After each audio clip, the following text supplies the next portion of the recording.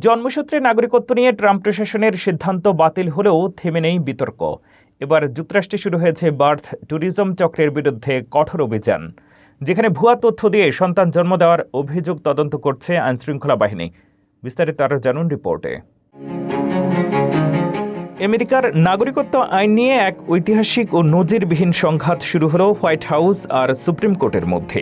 অবৈধ অভিবাসী এবং বিদেশি পর্যটকদের সন্তানদের জন্মসূত্রে মার্কিন নাগরিকত্ব পাওয়ার অধিকার বাতিল করে মার্কিন প্রেসিডেন্ট ডোনাল্ড ট্রাম্প যে নির্বাহী আদেশ দিয়েছিলেন তা সরাসরি খারেজ করে দিয়েছে দেশটির সুপ্রিম কোর্ট।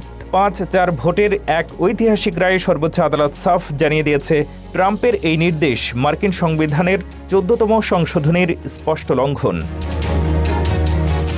আদালতের এই বড় ধাক্কার পরই নড়ে চড়ে বসেছে মার্কিন বিচার বিভাগ বা ডিওজে। ট্রাম্পের নির্বাহী আদেশ টিকল না তো কি হয়েছে?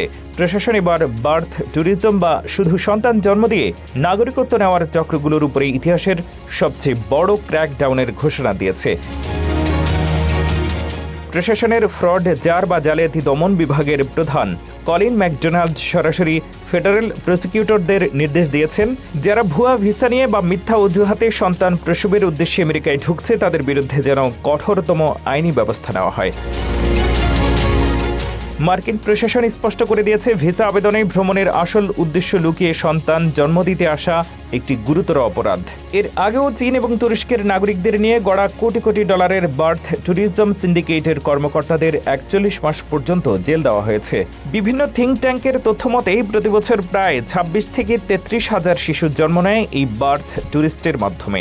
ভারপ্রাপ্ত অ্যাটর্নি জেনারেল টড ব্লান্চ একে একটি উদীয়মান শিল্প আখ্যা দিয়ে বলেছেন, এই জালিয়াতি যে কোনো মূল্যে বন্ধ করা হবে।